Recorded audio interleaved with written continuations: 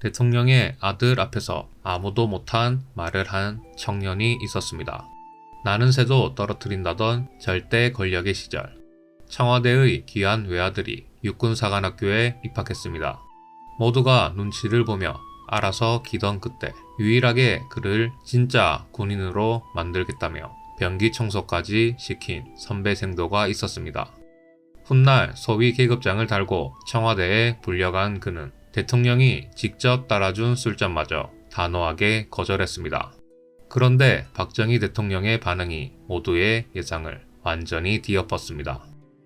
1970년대 후반, 대한민국의 권력은 오직 한 곳에서만 나왔습니다. 바로 청와대였습니다. 장관도 장성도 그 누구도 청와대의 눈치를 보지 않고는 단 한 걸음도 내딛기 어려웠던 시절이었습니다. 중앙정보부의 그림자가 곳곳에 드리워져 있었고 권력자의 한마디에 사람의 운명이 하룻밤 사이에 바뀌던 때였습니다. 그런데 바로 그 청와대에 세상이 부러워할 자리에 앉아 있으면서도 한 가지 커다란 슬픔을 안고 살아가는 사람이 있었습니다. 박정희 대통령이었습니다. 1974년 8월 15일 광복절 기념식장. 문세강의 총탄이 단상을 향해 날아들었습니다. 박 대통령은 가까스로 화를 면했지만 곁에 있던 유경수 여사는 그 자리에서 생을 마감했습니다. 대한민국 최고 권력자였던 그는 그날 이후 세상에서 가장 쓸쓸한 아버지가 되었습니다. 그런 아버지에게 큰 기쁨이 찾아온 것은 1977년이었습니다. 하나뿐인 외아들 박지만이 육군사관학교에 입교한 것입니다. 박지만의 육사 진학은 아버지의 강건이 아니라 본인의 의지로 결정한 것이었습니다. 어릴 때부터 경호원에 둘러싸여 속박된 청와대 생활에서 벗어나고 싶었던 것이 이유 중 하나였다고 합니다. 그 소식을 들은 박 대통령은 크게 기뻐했고 사전에 아무 기뜸도 하지 않은 채 기습적으로 육사를 방문해 아들의 얼굴을 직접 확인할 정도였습니다. 차가운 권력자의 얼굴 뒤에 감추어진 한 아버지의 따뜻한 민낯이었습니다. 그러나 문제는 그 다음부터였습니다. 대통령의 아들이 입교했다는 사실이 알려지자 교관들조차 행여나 심기를 거스를까 조심하는 분위기가 퍼졌습니다. 하지만 박지만의 일거수일투족이 초미의 관심사였고 장교들마저 눈치를 보며 선뜻 나서지 못하는 살얼음판이 깔렸습니다. 이 상황에도 박지만의 밀착 지도를 맡게 된 3학년 선배 생도가 있었습니다. 육사 35기 노병천 생도였습니다. 육사에서는 3학년 생도가 같은 중대 1학년 생도를 밀착 지도하는 전통이 있었습니다. 노생도는 같은 중대의 선임 생도로서 박지만의 생도 생활 전반을 책임지게 된 것입니다. 그 앞에 두 갈래 길이 놓였습니다. 대통령의 아들 비위를 맞추며 편하게 생도 생활을 마치는 길, 그리고 원칙대로 여느 생도와 똑같이 혹독하게 지도하는 길. 훗날 탄탄대로가 열리느냐, 예기치 못한 불이익이 닥치느냐의 갈림길이기도 했습니다. 세상 모든 사람이 눈치를 보던 그 자리에서 노생도는 홀로 고뇌에 빠졌습니다. 그리고 이내 결단을 내렸습니다. 특혜를 주지 않겠다는 것이었습니다. 장차 국가 안보를 책임질 장교가 되려면 그 누구보다 더 혹독하고 철저한 훈련 과정을 거쳐야 한다는 신념 때문이었습니다. 특권의식에 젖어 온실 속의 화초처럼 자란다면 결코 훌륭한 지휘관이 될 수 없다는 뼈저린 진리를 그는 누구보다 잘 알고 있었습니다. 결단을 내린 노생도는 무작정 체벌을 가하기에 앞서 한 가지 놀라운 행동을 먼저 했습니다. 당시 청와대에서 퍼스트 레이디 역할을 수행하던 박근혜에게 직접 연락을 취한 것입니다. 어지간한 배짱으로는 꿈도 꿀 수 없는 일이었습니다.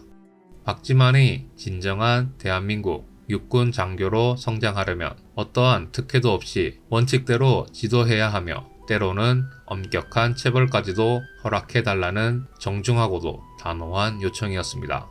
청와대 측은 흔쾌히 수락했습니다. 동생이 진짜 군인으로 우뚝 서기를 바라는 마음이 통한 것이었습니다. 청와대의 허락을 등에 업은 노생도의 지도는 그야말로 추상 같았습니다. 대통령의 아들이라는 특권은 단 하나도 허락되지 않았습니다. 조금이라도 나태한 모습을 보이면 어김없이 얼차려를 받았고 생도들이 가장 꺼리는 화장실 변기 청소까지 예외 없이 도맡아야 했습니다. 주변에서는 청와대에 나쁜 소문이 들어갈까 전전긍긍했지만 노생도는 흔들리지 않았습니다. 그리고 박지만도 묵묵히 선배의 채찍질을 받아들이며 점차 강인한 사관생도로 변모해 나갔습니다. 더불어 노생도가 박지만에게 준 것이 하나 더 있었습니다. 바로 신앙이었습니다. 노병천 생도의 전도로 박지만은 기독교인이 되었고 이후 노생도를 누구보다 많이 따랐다고 전해집니다. 혹독한 훈련 속에서도 따뜻한 인간적 유대가 함께 싹텄던 것입니다. 이것이 훗날 청와대에서 펼쳐지는 극적인 장면의 중요한 복선이 됩니다. 세월이 흘러 육사를 졸업한 노병천은 소위 계급장을 달고 전방 소대장으로 첫 군 생활을 시작했습니다. 땀 흘리며 복무하던 어느 날 뜻밖의 정갈이 당도했습니다. 청와대로부터 박정희 대통령이 그를 직접 호출했다는 것이었습니다. 긴장이 밀려왔을 것입니다. 혹시라도 과거 사관학교 시절 아들을 혹독하게 다루었던 일로 뒤늦게 문책을 받는 것은 아닐까. 조심스러운 마음을 안고 청와대 본관에 들어선 노소위 앞에는 서슬퍼런 절대 권력자가 앉아 있었습니다. 그런데 박정희 대통령의 얼굴에는 분노가 아닌 깊은 자애로움과 고마움이 가득했습니다.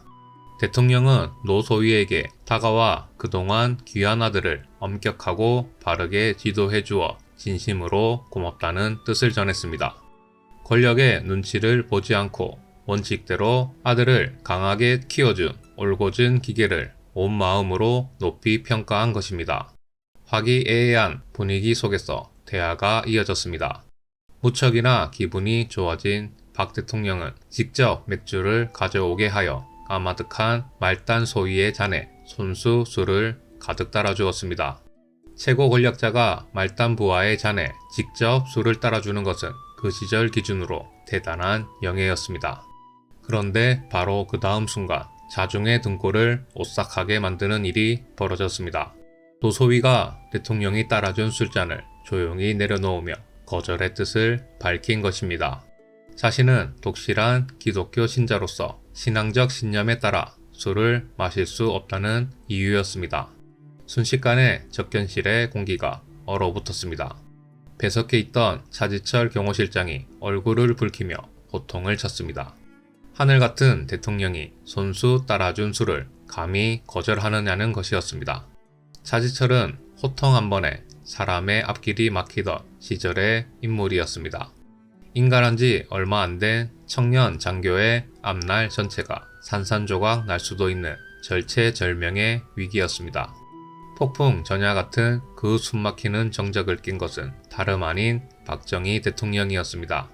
상황을 지켜보던 대통령은 전혀 불쾌한 기색을 보이지 않으며 그렇다면 자신이 그 술을 마시겠다고 말하고는 젊은 장교가 거절한 잔을 직접 들이켰습니다. 아들을 훌륭하게 키워준 부하의 진심을 알았기에 그 종교적 신념까지도 넉넉한 댄데미로 감싸 안은 것입니다.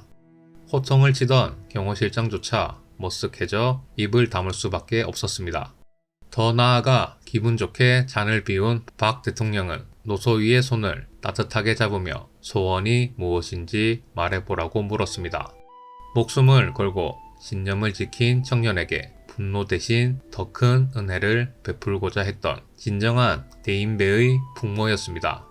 권력에 아부하지 않고 원칙을 지킨 청년 장교, 그리고 그 꼿꼿함을 꺾지 않고 오히려 더 큰 품으로 감싸 안은 지도자. 자신의 혈육이라 해서 특별 대우를 바라지 않았고 원칙대로 엄하게 가르친 부하를 청와대로 불러 직접 치하했으며 까마득한 아랫사람의 신념을 먼저 존중하고 배려해준 그 포용력. 이것이 그 시절 사람들이 기억하는 박정희 대통령의 또 다른 모습이었습니다. 권력 앞에서도 신념을 굽히지 않는 청년, 그 당돌함조차 넉넉한 웃음으로 품어준 박정희 대통령의 이야기. 오늘날 팍팍한 세상을 살아가는 우리에게 이 짧은 일화가 조용한 울림을 전해주는 이유가 있을 것입니다. 이 일화에 대한 생각을 댓글로 남겨주십시오. 구독과 좋아요, 알림 설정까지 부탁드립니다. 감사합니다.